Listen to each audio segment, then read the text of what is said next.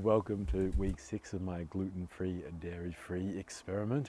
Talk about compliance first. There was some milk in some soup that I ate, and I'm pretty sure there was some gluten in another batch of soup I ate.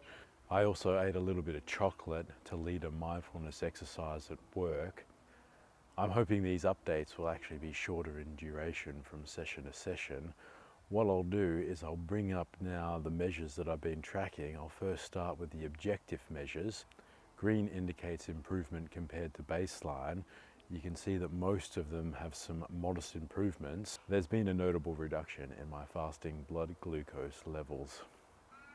So feel free to check out my blog for a lot more details and comments around the significance of these results.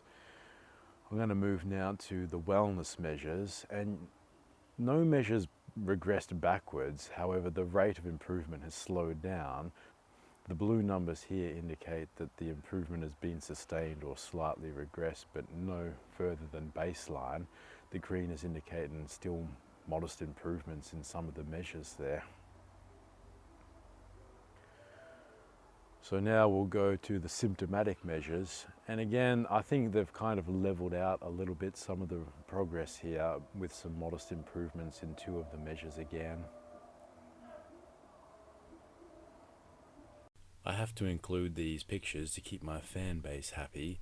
This side profile picture shows that my gut is a little less distended. Please see my blog for a full suite of the pictures I took. So in terms of general observations, there is some degree of disillusionment that this hasn't been the panacea that I was expecting it to be. My dreams have remained vivid in nature and fairly calm, so I'm convinced that there is some effect from this diet. I'm struggling with the science a lot of this experiment at the moment, and I'm trying to interpret the data, and it's proving challenging. I've come up with a few hypotheses to explain what I'm going through.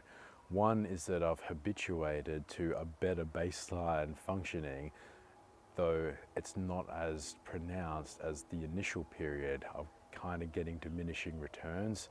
I've also been experiencing external stresses which could have coloured the data that I've been collecting.